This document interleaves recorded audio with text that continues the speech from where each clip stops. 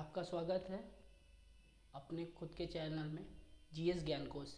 ठीक है, आज हम फिजिक्स का एक न्यू टॉपिक लेकर आए हैं जिसे डिस्पर्सन कहते हैं, हिंदी में वर्ण विक्षेपण कहते हैं। काफ़ी लोगों को इसके अंदर डाउट है कि किस तरीके से वेवलेंथ कम होने के बावजूद भी जो वॉयल स्कैटर ज़्यादा कर जाता है, वॉयलेट और इंडिको और ब्लू, और किस तरीके से जो रेड की वेवलेंथ ज़्यादा है और वो ज़्यादा दूरी तक गमन कर सकता है, और क्यों रेड कलर के ही सिग्नलिंग जो खतरे के सिग्नल्स होते हैं वो लगाया जाता है, क्यों नहीं किसी और रंग के सिग्नलिंग को लगाया जा सकता है। ठीक है, तो चलिए स्टार्ट करते हैं इस नए वीडियो को। और ऐसे ही वीडियो पाने के लिए इस चैनल को सब्सक्राइब कीजिए और अपने दोस्तों तक फैलाइए इस चैनल को, और ऐसे ही इंफॉर्मेटिव वीडियो के लिए चलिए स्टार्ट करते हैं आज।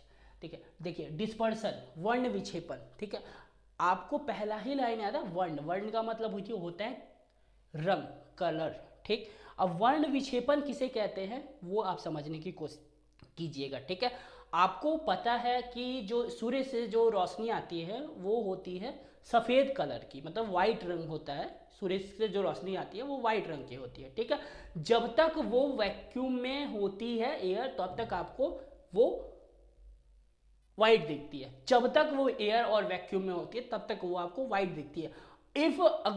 यदि वो किसी मीडियम के अंदर एंट्री कर जाती है ना लाइट, तो वो कितनी आपको कैसी दिखेगी, वो अपने उस रंग में दिखेगी जिस रंग से वो बनी हुई है। मतलब 7 रंगों से वो बनी हुई है, वॉयलेट, इंडिको, ब्लू, ग्रीन, येलो, ऑरेंज और रेड, विविग्योर से। ठीक है, तो विविग्योर से बना हुआ रंग आपको कब दिख सकता है, जब तक वो ये चीज याद रखिएगा, जब तक वो किसी मीडियम से नहीं टकराती है ना तब तक वो विविग्योर के कलर में नहीं दिखेगी। अगर आपसे कोई क्वेश्चन करता है कि वर्ण विक्षेपण या डिस्पर्सन कब पॉसिबल है, तब आप ये आंसर दीजिएगा कि वर्ण विक्षेपण या डिस्पर्सन तभी पॉसिबल है जब आपकी सूर्य से आती हुई रोशनी किसी मीडियम को टक्कर देगी तो वो वर्ण विक्षेपित हो जाएगी, यानी वो वाइट रोशनी 7 रंगों में बढ़ जाएगी, तो उसी को कहते हैं वर्ण विक्षेपण। सामान्य लैंग्वेज में अगर आप कहना चाहते हैं तो आप ये कह सकते हो कि सूर्य की प्रकाश से आने वाली जो ये वाइट रोशनी होती है उसका 7 रंगों में विभक्त हो जाना वर्ण विक्षेपण कहलाता है। 7 रंगे बता दिया मैंने, वायलेट, इंडिको, ब्लू, ग्रीन, येलो, ऑरेंज और रेड, ये विविग्योर आपका हो गया। अब विविग्योर कैसे बनता है ये मैं आपको बता देता हूँ। ठीक है, अब यहाँ पे देखिए वर्ण विक्षेपण मैंने बनाया है। देखिए अब यहाँ से आपका सफेद रोशनी एंट्री कर रहा है। ठीक है, इसको आप कह सकते हो प्रिज्म, ये आपका प्रिज्म है। क्या है?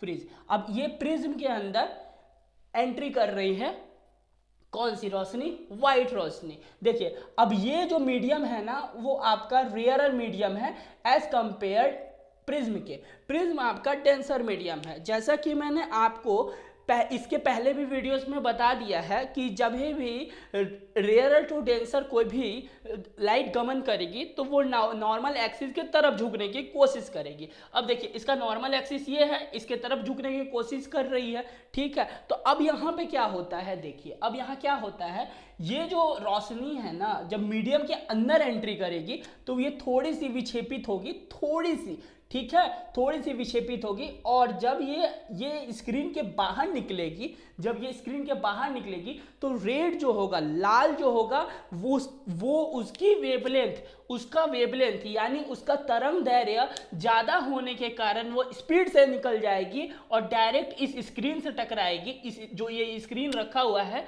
वो इस टकराएगी और वो कम भटकेगी। वापस से कहता हूं, जो सफेद रोशनी यहां से घुसेगी उसका वेवलेंथ ये रेड का वेवलेंथ जब ये विभक्त होगी 7 कलर में, और लाल रोशनी का वेवलेंथ सबसे ज्यादा होता है 8000 नैनोमीटर होता है, 800 नैनोमीटर होता है, सॉरी 800 नैनोमीटर होता है। इस कारण वो कम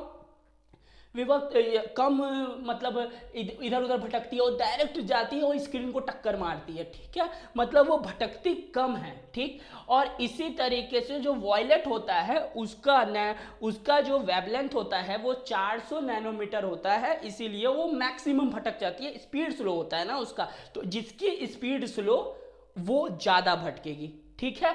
तो वेवलेंथ क्या होता है, वेवलेंथ वो होता है, जैसे मैं आपको अगर वेवलेंथ समझाऊंगा तो वेवलेंथ को आप कैसे समझ सकते हो, देखो ये आपका सीधा है अनुदैर्ध्य और अनुप्रस्थ वो तरंगे आप बाद में समझोगे, ट्रावर्स तरंगे और लॉन्गिट्यूडनल वेव वो बाद में समझोगे, आप ये पहले ये समझो, ये जो है ऐसे चलती है, आपकी लाइट ऐसे चल रही है, ठीक है, ये जो यहां से यहां तक की दूरी है ना इसे कहते हैं वेवलेंथ। तो देखिए लंबी वेवलेंथ किसकी, ये वेवलेंथ किसकी लंबी होती है, रेड की। तो रेड का जो गमन है ना वो स्पीड बहुत तेजी होता है, ठीक है। अगर आप वायलेट की बात करोगे तो ये देखिए वायलेट ऐसे घूम रही है, ये देखिए ये है वायलेट, देखिए इसकी वेवलेंथ कितनी कम है, वेवलेंथ कम है ना, तो ये रेड जल्दी पहुंचेगा कि वॉयलेट जल्दी पहुंचेगा, तो रेड जल्दी पहुंचेगा, ठीक। अब रेड क्या है, वो जल्दी जाके स्क्रीन पे हेड की, ठीक है। तो डिस्पर्सन सबसे पहले जो स्पेक्ट्रम पे लाइट लगेगी वो रेड लगेगी। अब धीरे धीरे सारे कलर्स के बारे में बात करेंगे, ठीक है। अब यहाँ पे पहले वेवलेंथ समझ लीजिए आपका, ठीक है। वेवलेंथ क्या होता है ये मैंने बता दिया आपको, इसी को कहते हैं वेवलेंथ, ठीक।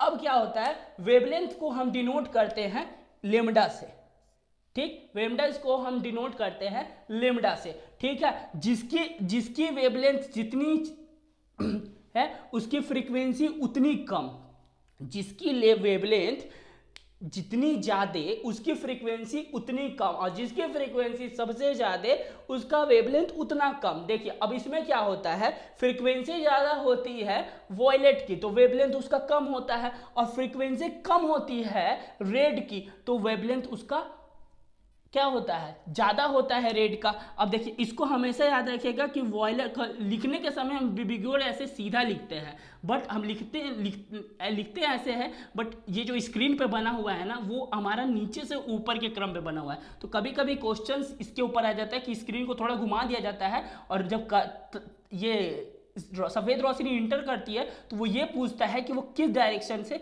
ऊपर से नीचे क्रम में सजाइए, ऊपर से नीचे क्रम विविग्योर को सजाइए। तो कोई कोई क्या करता है विविग्योर को ऊपर से ही VIVGOUR करके सजा देता है, लेकिन वो ऊपर से नहीं सजता, नीचे से ऊपर की तरफ जाता है, ठीक है।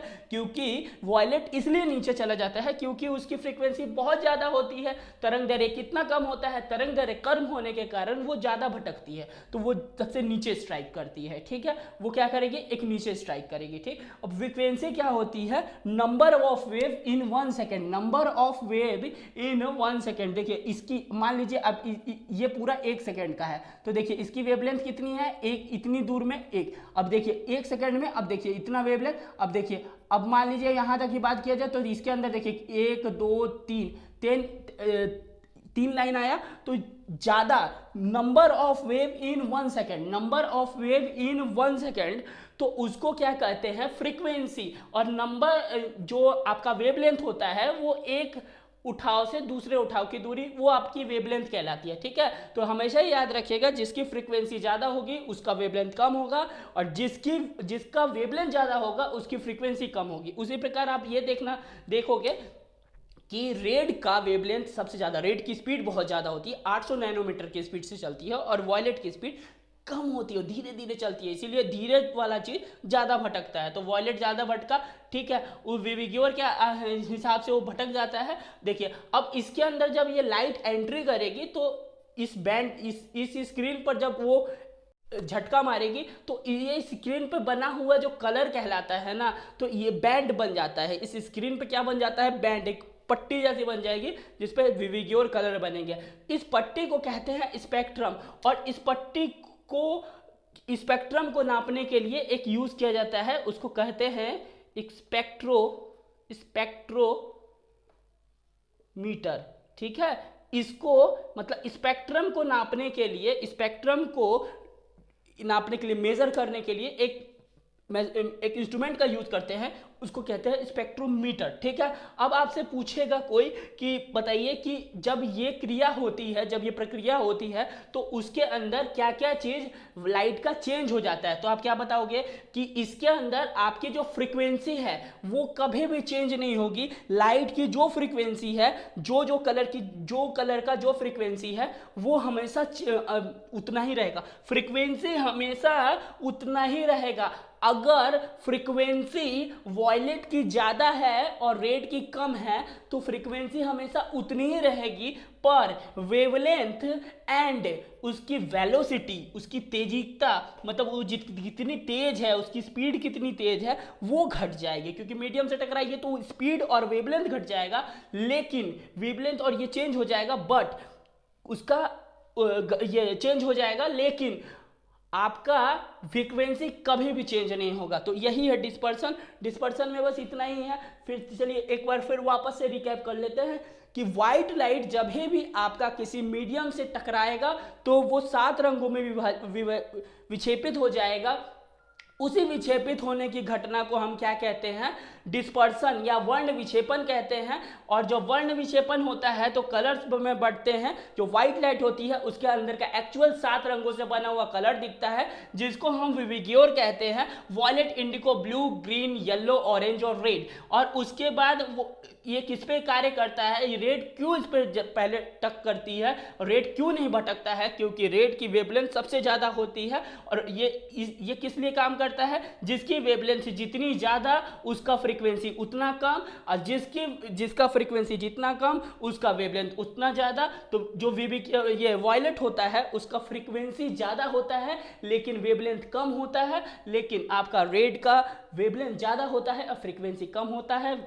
रेड का जो वेवलेंथ होता है वो 800 नैनोमीटर होता है और वॉयलेट का जो वेवलेंथ होता है वो 400 नैनोमीटर होता है। ठीक है, तो इतना वर्ण विक्षेपन के अंदर बहुत ज़्यादा था, जितना मुझे सबको बताना चाहिए वर्ण विक्षेपन के अंदर उतना मैंने बता दिया। अब इसके अंदर कोई भी चीज़ नहीं है, वर्ण विक्षेपन से कोई भी चीज़ नहीं है। अगर कोई पूछता है कि अगर कोई आपसे पूछता है कि क्यों ट्रैफिक लाइट्स के अंदर रेड लाइट ही लगाया जाता है, देखिए अब क्या होता है, ट्रैफिक लाइट के अंदर रेड लाइट इसलिए लगाया जाता है क्योंकि रेड लाइट का जो रेड जो होता है कलर, उसका वेवलेंथ बहुत ज़्यादा होता है। अब क्या होता है, मान लीजिए कि कोई गाड़ी या तो डेंजर साइन, अगर कोई डेंजर साइन है वो भी रेड से क्यों बना होता है, उसके पीछे भी यही कंडीशंस है कि जो गाड़ी खड़ी है वो दूर तक लाइन लगाएगी, दूर तक, मतलब ऐसा तो नहीं है ना कि वो 10, 20, 25 मीटर में ही गाड़ी खड़ी हो जाएगी, नहीं, काफ़ी दूर तक अगर ट्रैफिक लगा तो काफ़ी दूर तक। अब देखिए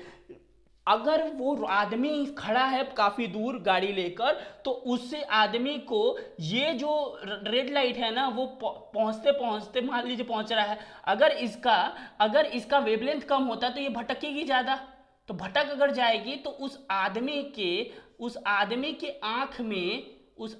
आंख में लाइट जाएगा ही नहीं, क्योंकि वो तो भटक चुकी है। तो इस आदमी के आंख में वो लाइट पहुंचेगा ही नहीं। ठीक है, तो इस आदमी के आंख में अगर वो लाइट नहीं पहुंचेगा तो ये क्या होगा, उस आदमी के आंख में जब ये लाइट नहीं पहुंचेगा तो आदमी को तो पता ही नहीं चलेगा कि सिग्नली रेड लाइट ग्रीन हुआ है कि नहीं हुआ है, आदमी रुके कि नहीं रुके, वो जाके ठोक देगा। लेकिन अगर यहाँ पे रेड लाइट का यूज किया जाए तो उसका वेवलेंथ बहुत प्रॉपर है, वो थोड़ी थोड़ी विक्षेपित, ऐसा नहीं हो रेड लाइट विक्षेपित नहीं होती, रेड लाइट भी विक्षेपित होती है, वो भी भटकती है रास्ता, बट वो इतना कम भटकती है ना कि वो आदमी के आंखों तक वो रोशनी, रेड रंग की रोशनी वो प्रॉपर पहुंच जाती है। ठीक है, अब यहीं पर अगर वॉयलेट लगा लेंगे ना, हाँ, तो वो इतनी विक्षेपित होगी ना कि इस आदमी को वो दिखेगा ही नहीं। इसीलिए जो हम लोग रेड लाइट जो होता है, जो गाड़ी रोकते ट्रैफिक का रूल्स जो के लिए जो रेड लाइट यूज़ करते हैं, और जो डेंजर के लिए रेड बनाया जाता है, वो इसीलिए बनाया जाता है कि रेड का वेवलेंथ बहुत ज़्यादा होता है, जो रेड का जो तरंग दैर्ध्य हो बहुत दूर तक होता है, रेड जो होता है वो बहुत दूर तक गमन कर सकता है, मतलब बहुत दूर तक जा सकता है। इसीलिए लाल रंग का ही यूज हम लोग इन सब चीज़ों में करते हैं कि रेड दूर तक पहुंचे और जल्दी किसी की आंख में पड़े और आदमी उस चीज़ को देख के अगर डेंजर हो तो वो रुक जाए, और अगर गाड़ियों का ट्रैफिक रूल्स का रेड लाइट हो तो गाड़ी अपनी रोक दे और फिर इंतज़ार करे उसके सिग्नलिंग का कि वो कब येलो और कब ग्रीन हो तो इंसान जाए। ठीक है, तो डिस्पर्सन में जितना मुझे बताना था उतना ये काफ़ी है, और जितना और आज और भी लाइट के काफ़ी कुछ आएंगे, डिफ्रैक्शन आएगा, इसके बाद स्कैटरिंग ऑफ लाइट आएगा, अभी वो काफ़ी टॉपिक है लाइट्स में के अंदर, और ये धीरे धीरे आपको सारा टॉपिक मिलते जाएगा, और उसके अंदर आपको इतना इन्फॉर्मेशन मिल जाएगा ना, फिर दोबारा किसी किताब और किसी भी तरीके के नोट्स की पढ़ने की ज़रूरत नहीं है, ये एनफ है। ठीक है, तो अब ऐसी वीडियो के लिए मिलते हैं एक दूसरी वीडियो के अंदर, तब तक के लिए जय हिंद।